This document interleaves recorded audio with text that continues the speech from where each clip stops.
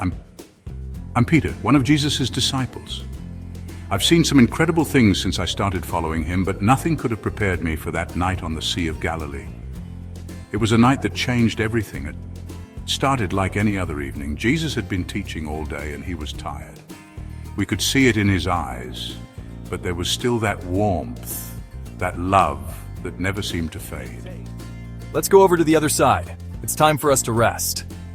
So we set out, the water calm beneath our boat. The sun was setting, painting the sky in beautiful oranges and purples. It was peaceful at first.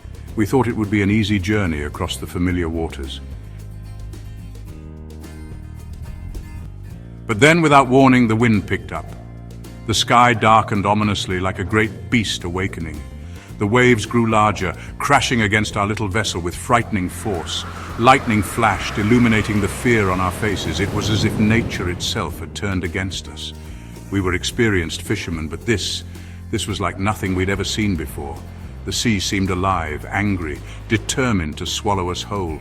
Water was pouring in faster than we could bail it out. We were sure we were going to sink. Our strength was failing and hope was slipping away with each passing moment.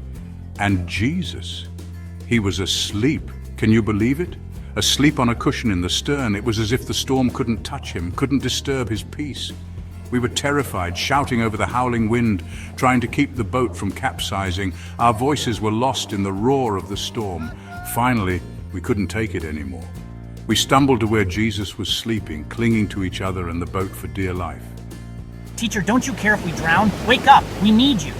That's when it happened. Jesus stood up, his face calm amidst the chaos. There was no fear in his eyes, only authority. He faced the wind and the waves, raised his hand and said, Peace, be still.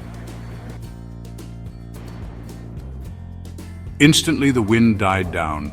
The sea became completely calm. It was miraculous. The transition was so sudden, so complete, it took our breath away. One moment chaos, the next perfect peace. We could hardly believe our eyes. Who is this? Even the wind and waves obey him. How is this possible? In that moment we realized we had so much more to learn about who Jesus really was.